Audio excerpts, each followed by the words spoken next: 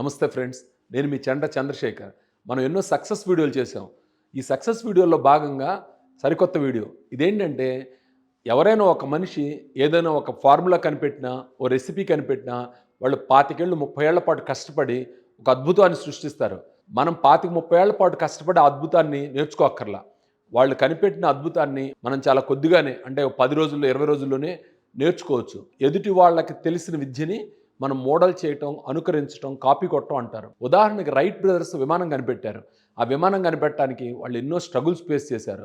అయితే వన్స్ వాళ్ళు కనిపెట్టిన తర్వాత మిగతా వాళ్ళు ఆ ఫార్ములాని బేస్ చేసుకొని విమానాలని చాలా తేలిగ్గా అడ్వాన్స్డ్ స్టేజ్‌కి తీసుకెళ్ళగలిగారు.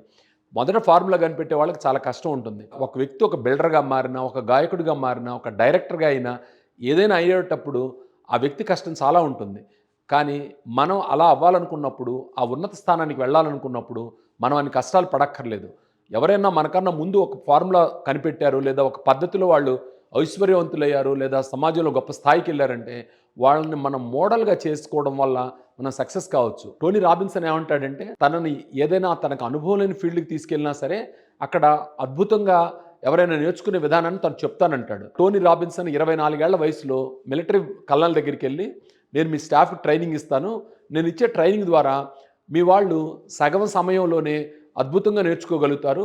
మీరు ట్రైనింగ్‌కి పెట్టే సమయము, డబ్బు 2 ఆదా అవుతాయి. దానిలో నాకు కొంత ఫీజ్ ఇవ్వండి అంటాడు. వాళ్ళంత నమ్మరు. అయితే ఇతను మళ్ళీ మళ్ళీ అడగటం వల్ల ఆయనకు ఒక అసైన్‌మెంట్ ఇస్తారు. ఆ అసైన్‌మెంట్ ఏంటంటే 4 రోజుల పాటు కొత్త క్యాండిడేట్స్‌కి ట్రైనింగ్ ఇవ్వాలి పిస్టల్ షూటింగ్‌లో. తను ఆ అసైన్‌మెంట్ తీసుకుంటాడు. ఆ అసైన్‌మెంట్ తీసుకున్నప్పుడు అతను 2 విషయాలు అడుగుతాడు. ఒకటి ఈ పిస్టల్ షూటింగ్‌లో అద్భుతంగా షూట్ చేయగలిగిన ఒక పర్సన్ కావాలంటాడు. అలాగే సీనియర్ కోచ్ కావాలంటాడు. వీళ్ళిద్దరితోటి మాట్లాడి ఆ పిస్టల్‌ని అద్భుతంగా కాల్చే వ్యక్తి ఎన్ని విధాలుగా ఆలోచిస్తాడో అవన్నీ ఒక నోట్‌బుక్ మీద రాసుకుంటాడు. అతను 31 నుంచి 32 విధాలుగా ఆ పిస్టల్ షూటింగ్ గురించి ఆలోచిస్తాడని చెప్పి తను గమనిస్తాడు. అలాగే కోచ్‌ని కూడా ఎన్నో విశేషాలు అడుగుతాడు.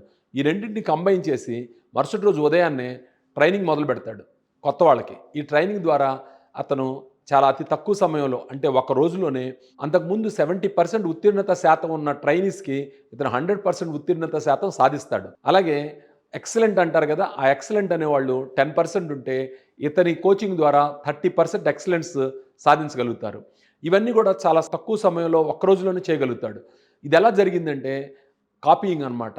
ఎదుటి వాళ్ళు ఎవరైనా అద్భుతాలు సాధించిన వాళ్ళు ఉంటే వాళ్ళు ఎలా సాధించారు, వాళ్ళు ఏ భావజాలంతో ఉన్నారు, అలాంటి వాటిని కాపీ చేయడం ద్వారా తను దాన్ని సాధించానని చెప్తాడు. ఇప్పుడు నేను చెప్పిన ఉదాహరణ గమనించండి. అక్కడ టోనీ రాబిన్సన్ ఏం చేశాడు, సక్సెస్ అయిన మార్క్స్‌మెన్ దగ్గర టిప్స్ తీసుకొని, ఆ టిప్స్‌ని వేరే వాళ్ళకి చెప్పి వాళ్ళని కూడా సక్సెస్‌ఫుల్‌గా తయారు చేశాడు. దీన్ని మన జీవితానికి అనువదించుకొని ఎక్కడైనా సరే సక్సెస్‌ఫుల్ పర్సన్ ఉన్నాడా, అతను ఎలా సక్సెస్ అయ్యాడని గమనించి మనం కూడా ముందుకెళ్తే మనం కూడా సక్సెస్ అవ్వడానికి చాలా అవకాశం ఉంది. చాలామంది మేమనుకుంటామంటే వాళ్ళకేదో అద్భుత శక్తులున్నాయని, వాళ్ళకి టాలెంట్ ఉంది, మాకు టాలెంట్ లేదనుకుంటారు. టాలెంట్ ఇక్కడ ముఖ్యం కాదు. కన్సిస్టెన్సీగా వర్క్ చేయడం ముఖ్యం. పట్టుదలకు వర్క్ చేయడం ముఖ్యం. సక్సెస్‌కి ఖచ్చితంగా క్లూస్ ఉంటాయి. ఆ క్లూస్‌ని పట్టుకోవడం మీదే మన జీవిత విజయాలు ఆధారపడి ఉంటాయి.